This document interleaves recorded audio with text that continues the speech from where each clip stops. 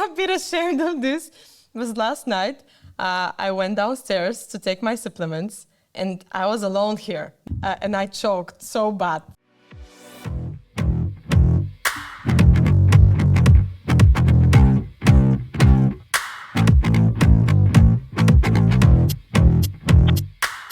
Did you bring any of your distress gadgets? Bringing things, it's not that easy, even with 32 kilograms of luggage that we had. But I got my net mask. This is the one thing that I got. And I didn't bring my Shakti mat, this Spiky mat. spiky mat. Yeah, I didn't bring it because I know you have this. I might use yours. Of course, you're free to use it. I love my Shakti mat. But what is your routine at night when you had a really hectic, stressful day? How do you distress? Oh, maybe it depends of how much time I have. Because if you had a very stressful day and very long day, you might get back home at, for example, 10. So you have like 1 to 2 max hours to go to bed and maybe to finish some stuff as well. So, and to eat maybe as well. So you have like 30 minutes to go to bed. So during that night, what I love to do is to lay on the Shakti mat, wearing the mask on my face. LED mask. LED mask, yeah, and putting my legs on the low. So I'm doing the best of both the 3 worlds. I'm trying to do everything at the same time. Mm-hmm. But I believe the Shakti is something that helps you very much to release stress. Mm-hmm. And very often I fall asleep on it. It depends only when I'm in my luteal phase and menstrual, because maybe this is the time of your menstrual cycle that your body feels like, I don't know, more tired or more stressed. I'm not quite sure, but like I can stay on it. I can stay for like maybe 10 minutes, and after that I'm like, oh no, I cannot do this anymore. But during the other phases, I'm like sleeping on it. And it's so nice. You're just like, and every time Nick is waking me up and I'm like, yeah, I feel great. And I'm just moving to the bed and I'm falling asleep, deep sleep. It's amazing.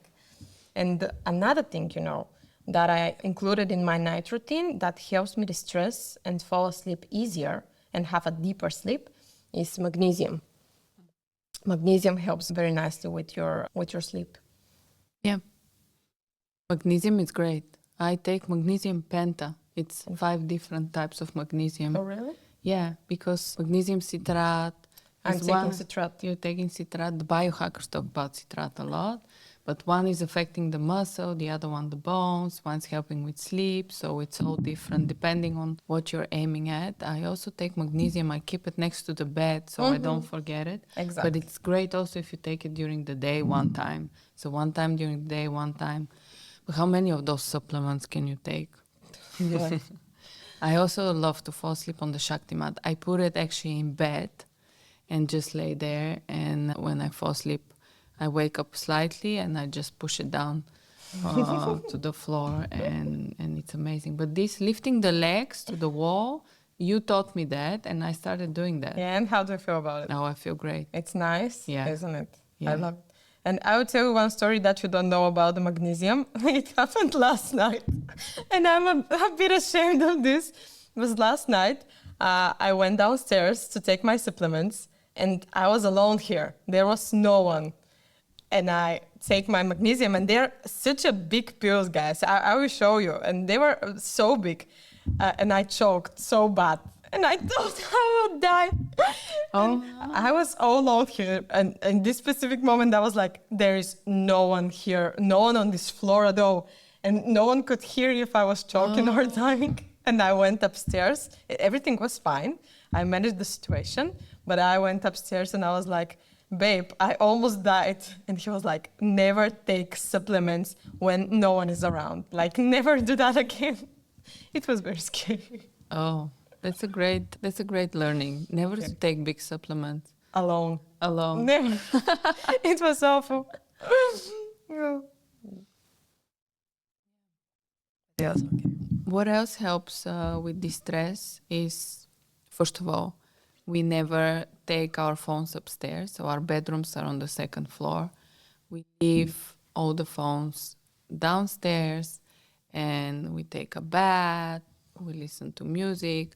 We usually play a game with the kids before going to bed.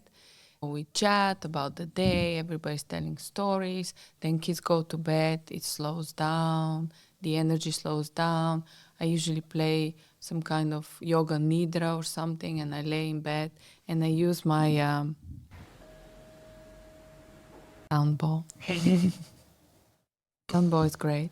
And you can also put it on your body. So the vibration of the sound can come into your belly or on your heart.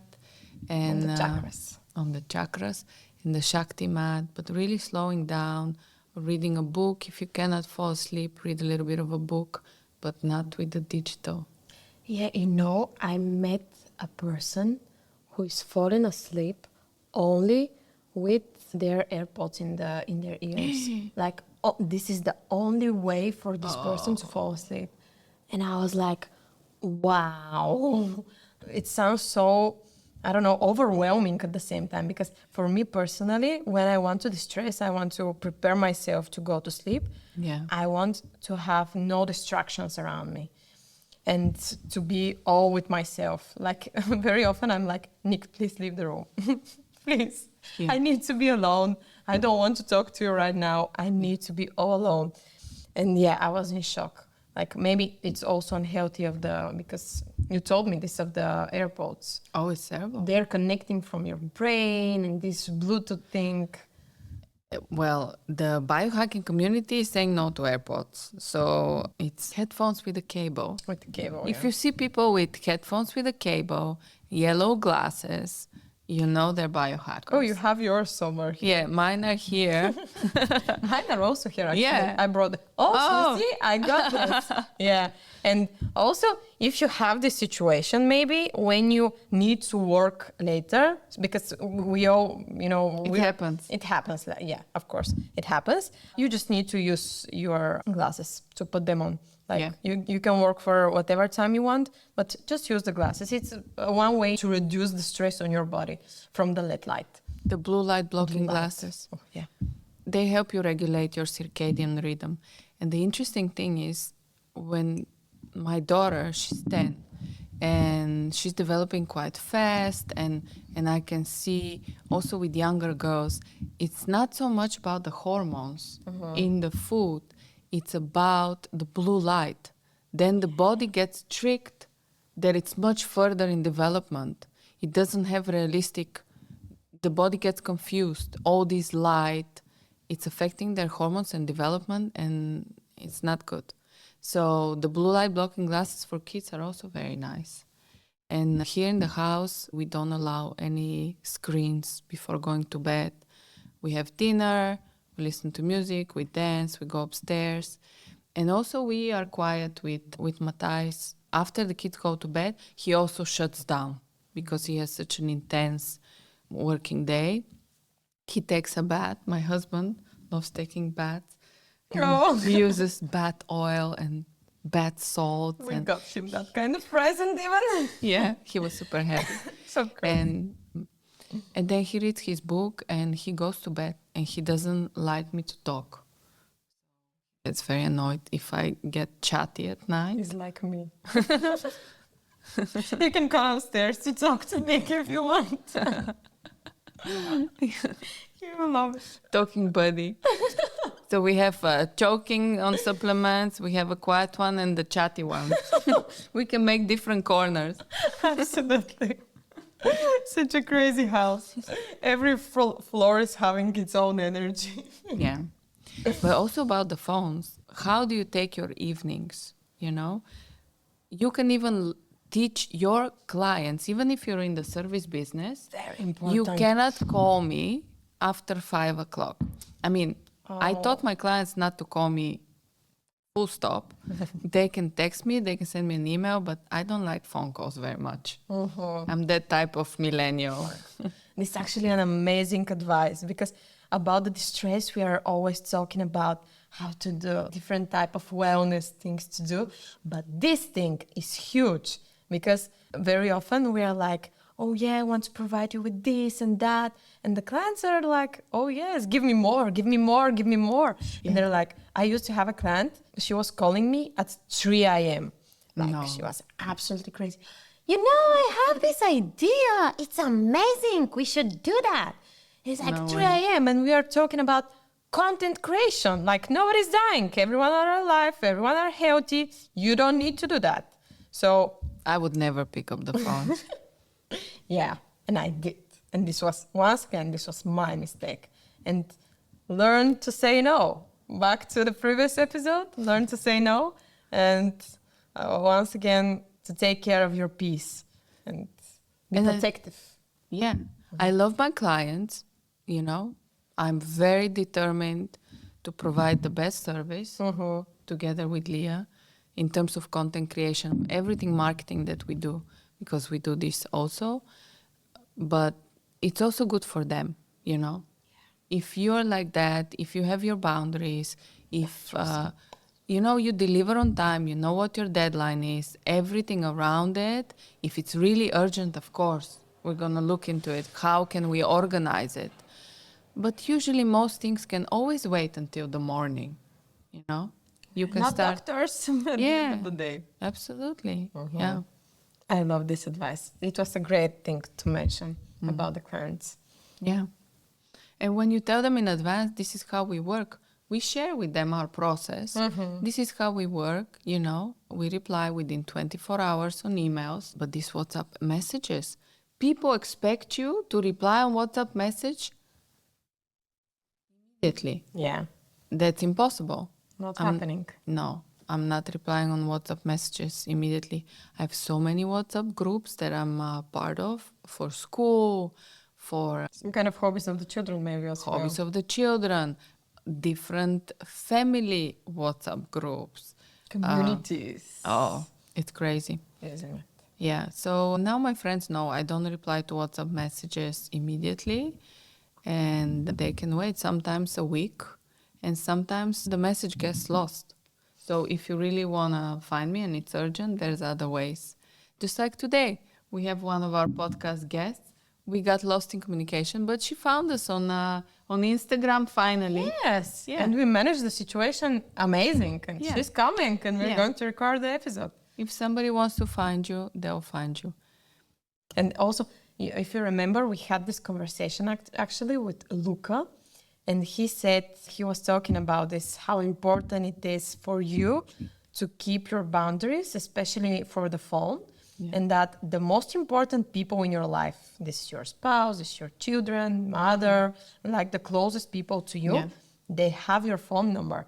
And if the person who is trying to reach you out is not able to call you because he doesn't have your number, that means that maybe this person is not that important, and the thing that he's calling maybe is not that important to you. So it's a good thing.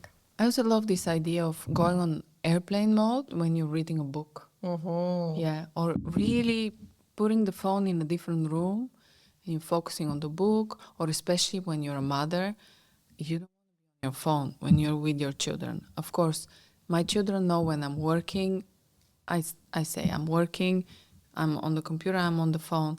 But when I'm not working, I usually leave all the digital to the side and pay attention to the kids and look at them in the eyes and are really present. Because this is what they miss nowadays. They miss the contact, they miss the understanding, they miss the real connection. And I'm really trying to be mindful about that. And when Leah and Nick arrived a few days ago, he was really cute because my son came to me and said, I really like them. Because, you know, sometimes as children, we talk really crazy and stupid things, but they were actually listening to me and they were laughing and they were present. I was like, see how sensitive they are. Yeah. And I think they're struggling a lot nowadays, children and in general people, to have that real connection. I hate it when I talk to somebody on Zoom or online meeting, and I see them. They're not listening to me. They're writing emails. They're reading an article. I see their eyes are moving. I'm like, why am I even talking to you? If you're not having this conversation with me, maybe we shouldn't have a call, Just check the box. Thank you very much. I can use this time doing something else, which is meaningful. Yeah, about the boundaries that you have, it was very impressive for me. About what you said when you're working, like you have your working time. When you're with the kids, you're with the kids. Like they are two completely different things. And we had this meeting, and one of her children came to the meeting, like it was online, and he was very quiet, like, I think I broke my arm. And it was a serious situation, like it was emergency. But he was so respectful to that. He knew that he should not, interrupt her while she was working. But he was so respectful in that moment. And I was like, mind blown. They are trained. Yeah, she's amazing. She's amazing. Like when we came here and Nick was like, we need to have children and we need Jana and Matthias to raise them. No, you're going to do an amazing job. You have all the qualities to be a great parents, both of you. One day. This day will come. One day. But yeah, it's very beautiful and very amazing because those boundaries that you put, it's your job to do that. Nobody else is going to do that. Like children themselves, they're not able to do this. And your clients, they will never put boundaries. It's up to you to do this. So it's a lot of inner work. So it's a good thing to, to think about this. And consistency. Putting boundaries and sticking to them. Yeah, sticking to them. I love this. Not getting inspired by new boundaries. Oh, look at his boundaries. Let's try that today. I love this. That's funny, actually. Because you're changing your mood so often. It's like being in a relationship and today I like men. Oh, tomorrow I like women. Like, it's so like changing your opinion. This can happen. But that's perfectly fine. Yeah, that's perfectly fine. But it's quite the same, like changing your boundaries in different ways. Yeah.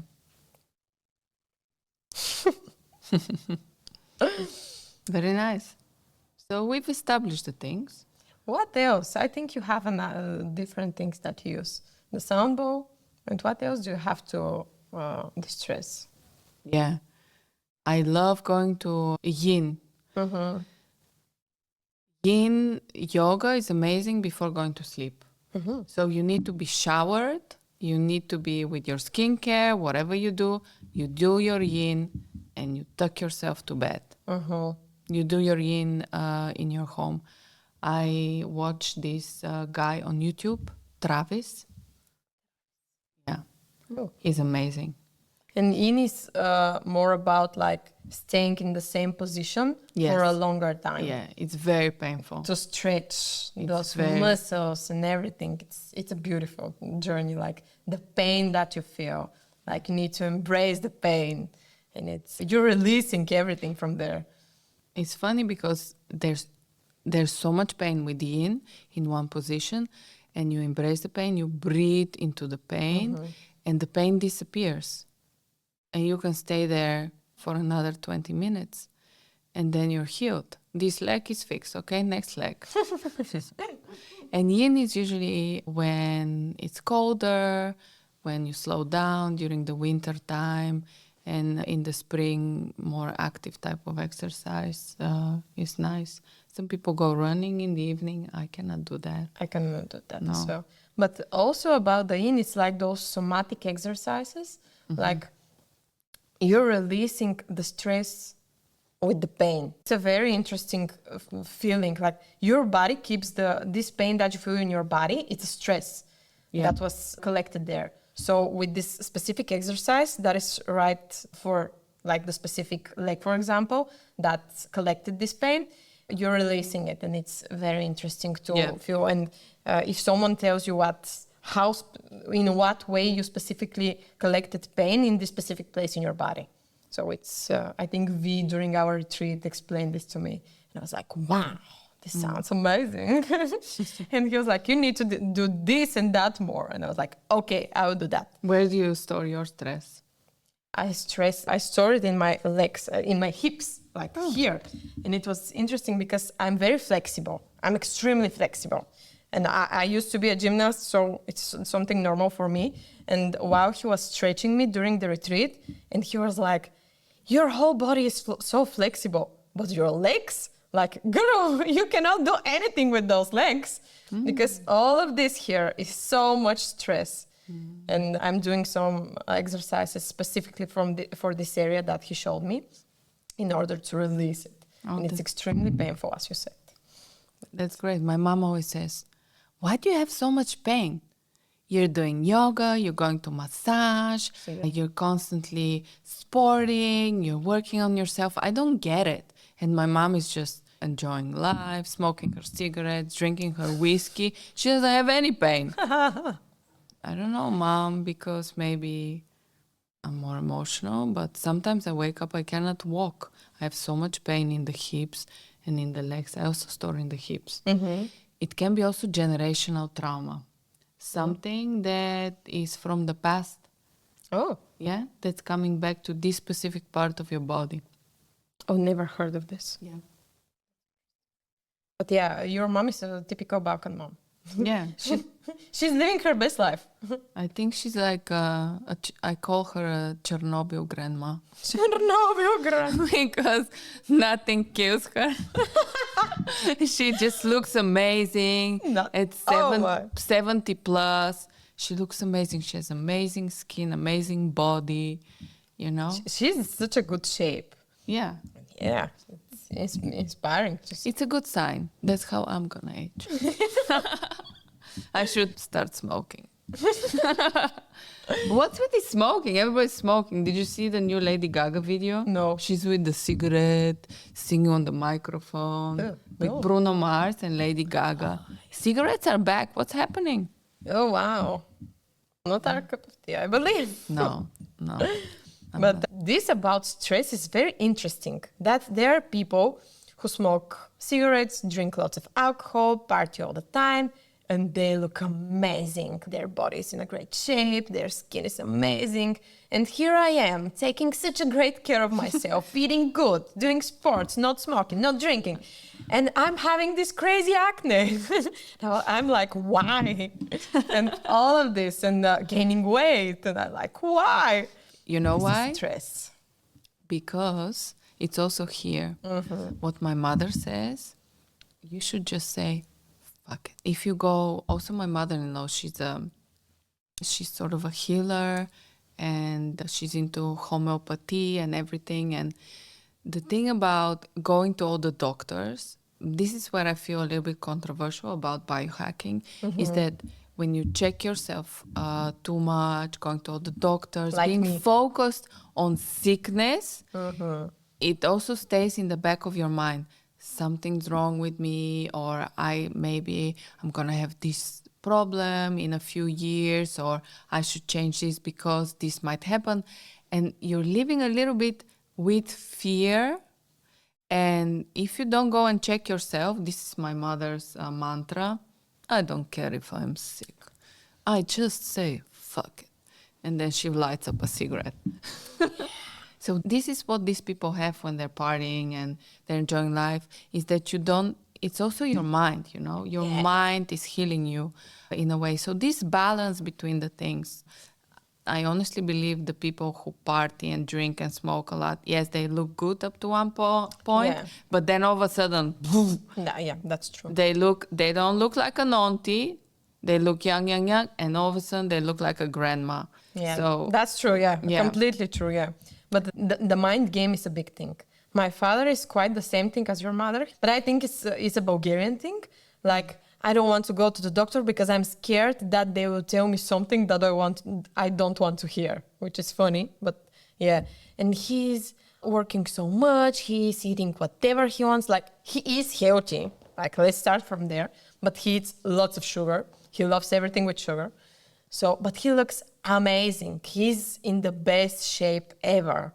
Like even when he was younger, he didn't look that good like he looks now. He's strong, he has these muscles. You can tell he's sturdy, like he's bald. Maybe this is the only problem that he has. Lots of testosterone. Yeah.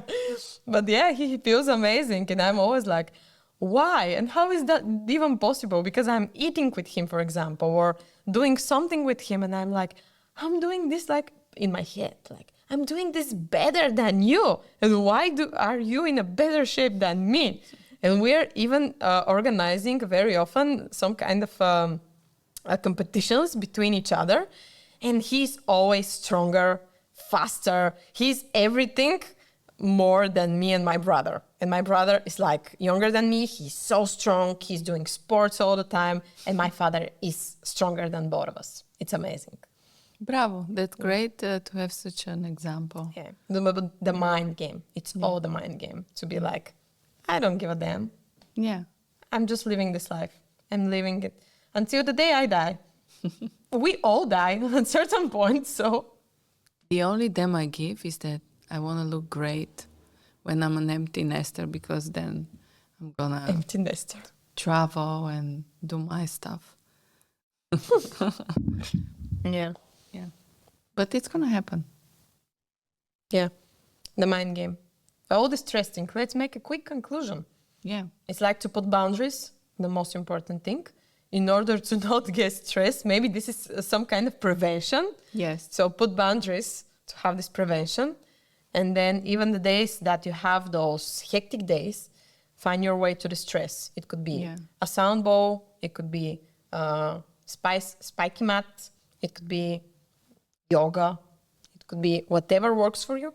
In previous episodes, I even shared that I was drawing. This was a way for me to distress as well during the day, with airplane mode on, of course, very important. And yeah, so far that's pretty much it. Let's distress together. Let's distress together. Namaste. Namaste.